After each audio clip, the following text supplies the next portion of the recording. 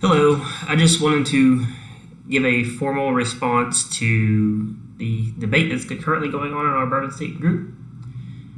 I do apologize for the echo in the room. I'm just right now moving into this house. It's relatively empty. We just got some tables and some desks in this office, but it's my office space and that's where I work at.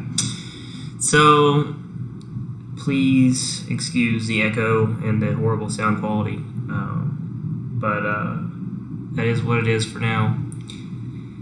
So what I want to do is kind of cover all of the points that were brought up in the Facebook post, and I'll get to that Facebook post. I'm going to break it down. I'm going to break it down one little bit at a time. So you can see here, Ryan, aka Jen, posted that he just disagrees with the decision to have the PR season active right now, which is fine.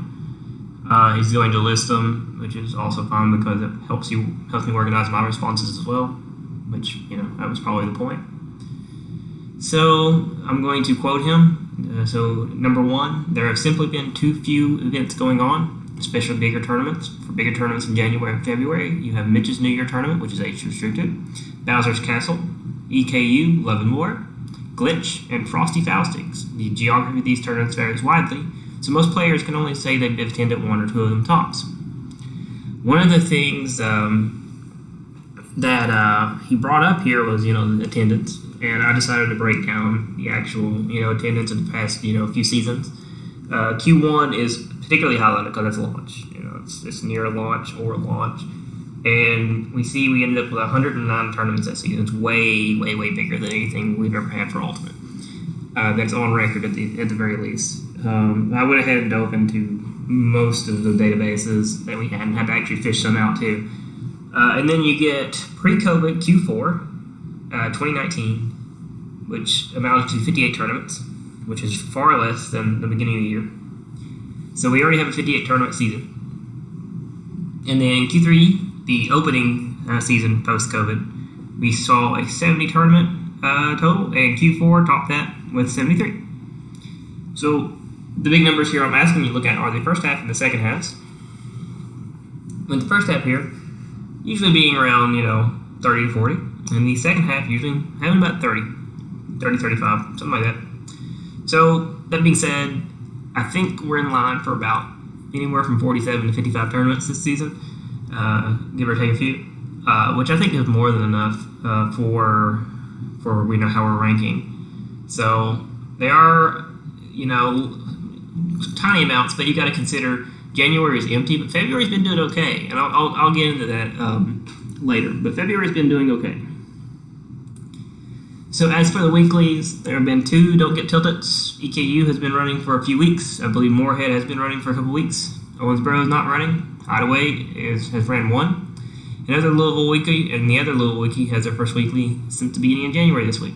So by weekly standards, this is a very sparse and varies a good deal by region. Much of the current PR has attended 0 weeklies. Now the major point that I want to draw out from that is the last line, the much of the current PR has attended 0 weeklies. That does not matter. And the reason why that does not matter is the panel or the state really does not cater towards PR players. If they choose not to attend a tournament, then that's honestly on them. And like I said, I will reinforce that more, as we go on by showing example sizes real quick. So, bearing these in mind, this effectively makes the PR season 1 month long for 80% of Kentucky Smashers. There is one big tournament in the month of March, which is SOS. So which is Southern Ohio Smash.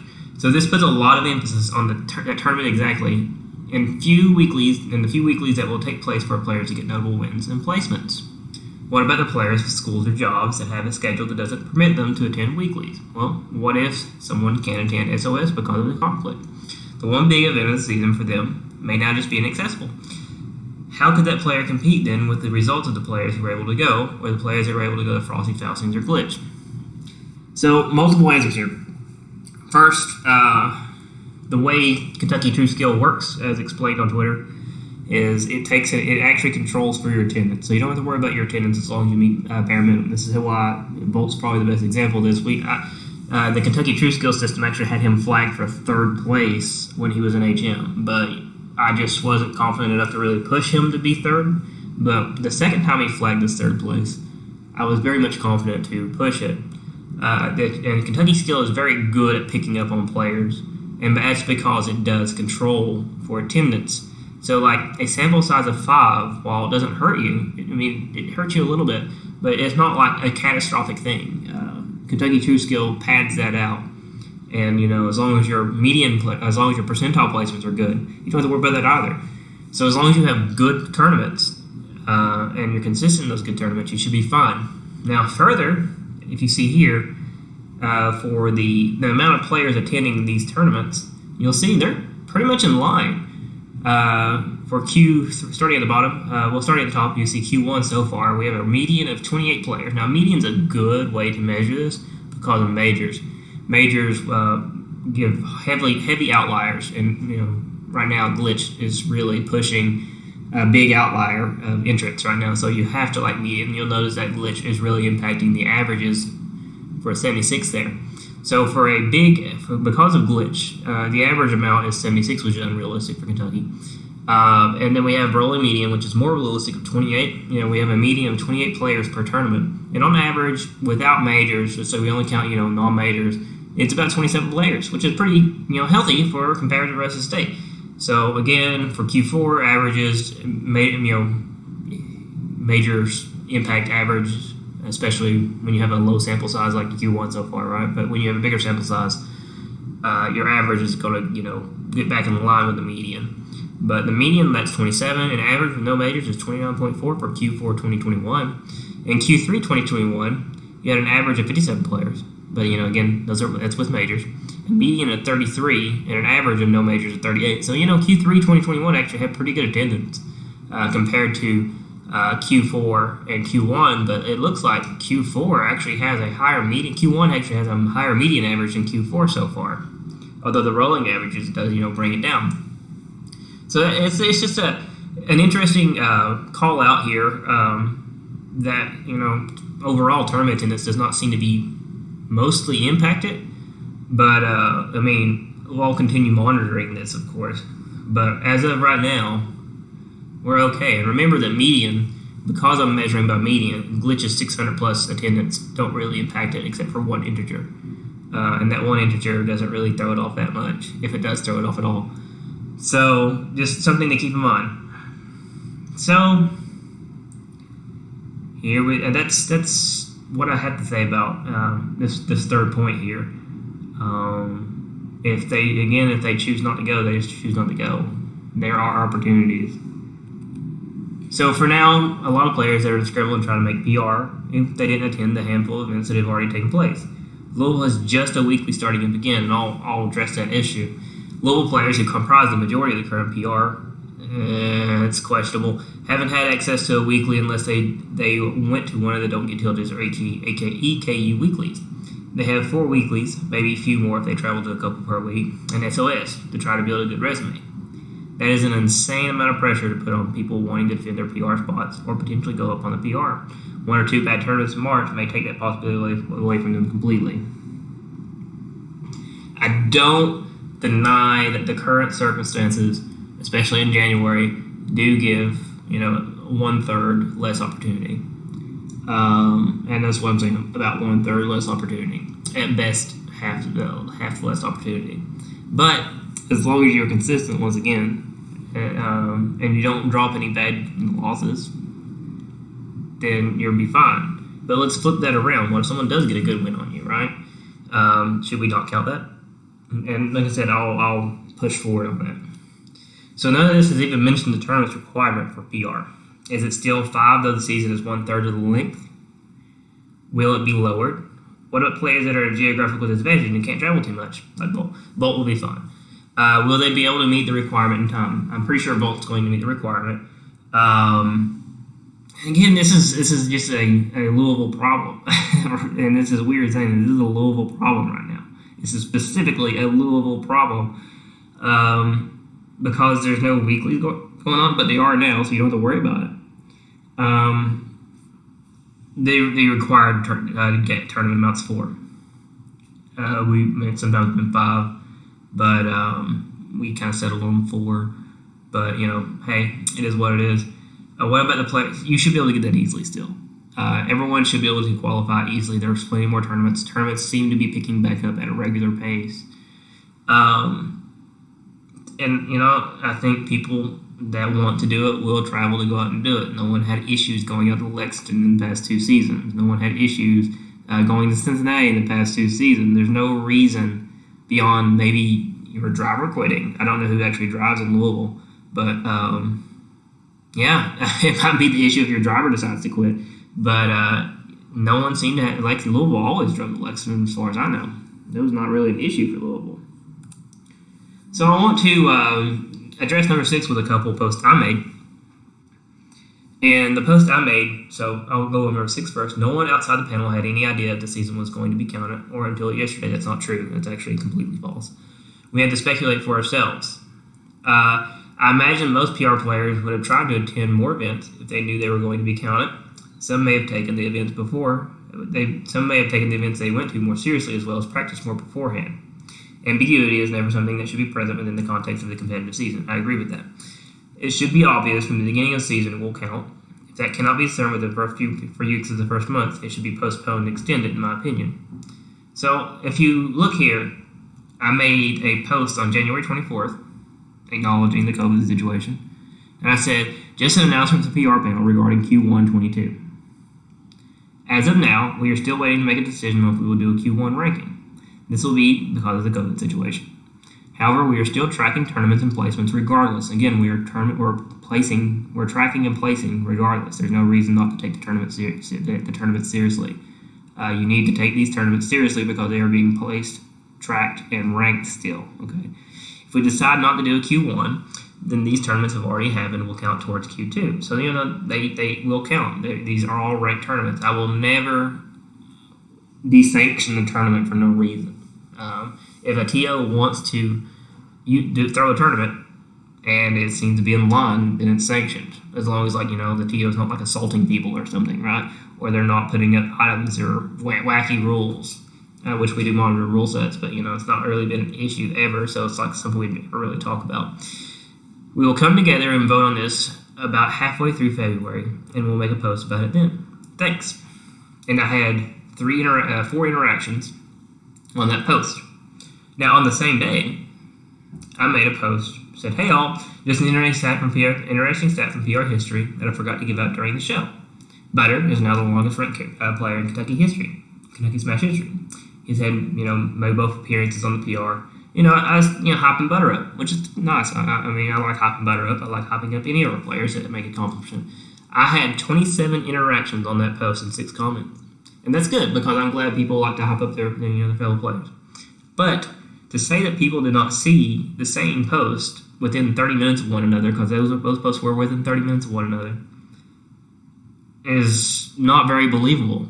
You should have seen the PR post too, and you should have read it.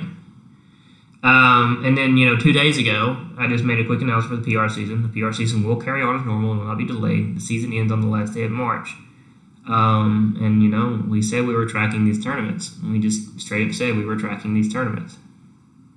So hopefully that helps that. I'm just saying, hey, people were interacting on Bourbon State Gaming that day, as evidenced by my post about Butter.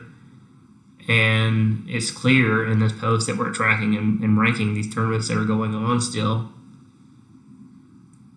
And it's clear that the Q1 is still in contention, because I say if we decide not to do a Q1, which means, the opposite is true, we could decide to do a Q1, which is what we did, then these tournaments that have already happened will count towards Q2. So there is no ambiguity there saying that the Q1s would never count. The Q1s will always count. It doesn't matter how this post reads or how you read it. It still says there's going to be Q1 rankings counting and tracked.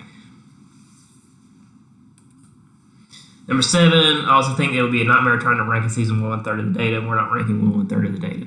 The data would be much grayer, which would make my personal interpretation come into play more. And of course, a ranking should try to be as objective and factual as possible. That's true. That would be harder to accomplish with significantly less data. It should also be noted that the weekly data will have to be relied on more with most players attending only one or two bigger events, and weeklies that are capped, such as Don't Get Tilted or EKU, are starting back up, which is Louisville, by the way. Again, no disrespect to the panel, this decision just isn't sitting right with me. And no disrespect taken. Just, doing this as any other job, going through it and throwing my insights on it. So, I'm disputing your 1/3 of the data claim, because it's not 1/3 of the data. It's going to be about half the data is what it's going to come down to, because there are still tournaments in January, and there are still tournaments in February. It's not like we just start it on February 15th and say go, because that's not the case.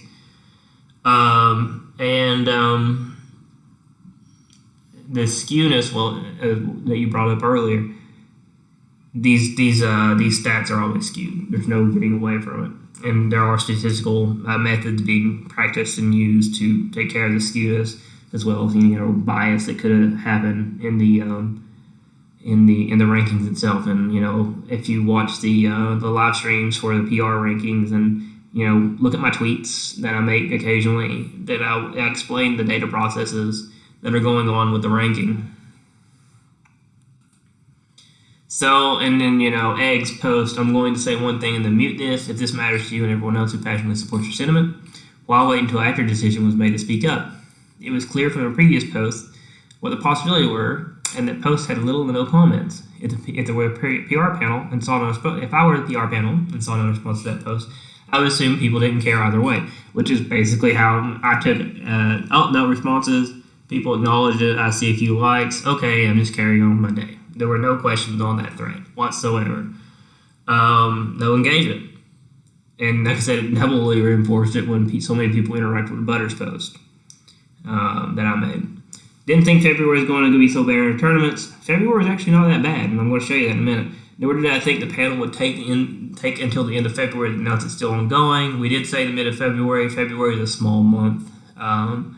Then we had to schedule a meeting, and I unfortunately decided to move in February. So as evidenced by this big empty house that I'm in right now. So context is important. And back when they made that post, things didn't look as bad as until it turned out being. Things aren't that bad. I think it's being blown out of proportion a little bit. Things really aren't that bad. I'm going to show you. So JNAP made a post to you. Now, I doubt there were a little pushback in January, since that was early in the season. Half of the February went by with little happening in terms of tournaments. No one really expected it to be until the end of February to hear on the length of a potential season. Again, we're still middle February. Announcing officially the end of February is a bad move for the players. Had it been sooner, we'd have had more time to plan ahead. Granted, with how few tournaments were happening, probably couldn't have planned much. Most players will only have 5 to 7 tournaments to their name this season, I imagine. That's hardly enough data for serious ranking. There will be more ambiguity as over X is better than Y, and will make panelists lean towards their own personal interpretations, which is obviously not what a panel should be doing. I know what you guys are trying to throw under the bus. I know you guys are doing what you think is best. However, there will be at least a handful of players negatively impacted by the decision, and they may end up feeling that way at the end of the season. This is for these players I'm looking out for. So this is a bit of a conundrum, because if we decide not to count this, and I'm saying all these tournaments right here, plus a few more in February. I only highlighted the February tournaments, but we had 4 or 5 in February, right? In January, as you say. You're asking me to desanction every one of these tournaments. Literally desanction every one of them. That's what you're asking. If you're asking me to maybe, I know you're asking me to push forward the season or make it not count, but adding duration onto the season impacts ratings and impacts rankings, because at this point, if the season's longer, earlier victories just don't count as much, which again, that's kind of like a desanction. Let's say someone picks up really hard in mid-March and finishes really strong in April. Well, do we rank that person higher? Traditionally, we don't. The first tournament of the season is just as valuable as the last tournament of the season. And that's why it's called a season, because, it's just like any other sports season. Whatever happens the first week still counts just as hard as the last week. And then playoffs happen, and that's when you put up or shut up. So, these are the tournaments that happened. We had a Fight Night 40, Fight Night 41, Smash EKU Battlegrounds, Don't Get Tilted's first tournament 214, Fight Night 42, Smash EKU, Glitch, Bowser's Castle, Fight Night 43, Vander Tilted 50, which was counted, Don't Get Tilted, and Cardinal, which happened tonight. Now, these are the current tierings. These tierings are subject to change, and they will change because of rolling average rules. But these aren't really that bad. This is 1, 2, 3, 4, 5, 6, 7, 8, 9, 10, 11, 12, 13 tournaments that happened in February. So far. Just so far. We still got a little under a week to go. But 15 tournaments, 4 weeks. It's about 2 tournaments a week. 15 tournaments, 4 weeks. Yeah. It's late, so it might be wrong.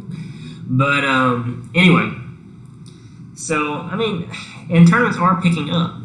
People are back on usual schedule. It looks like Cardinals back at it, albeit not with Aaron, but it's going again. So you have the option of going there, Louisville. I know Cavalry is picking back up soon too. Again, you'll have the option to go there. Hideaway is still there. There's going to be a rumored monthly starting back up in Louisville that hasn't been around since Smash 4. Look more forward to that. They are going to be opportunities. They're going to be enough opportunities. You're going to get at least 40 to 50 opportunities this season. That's my estimate.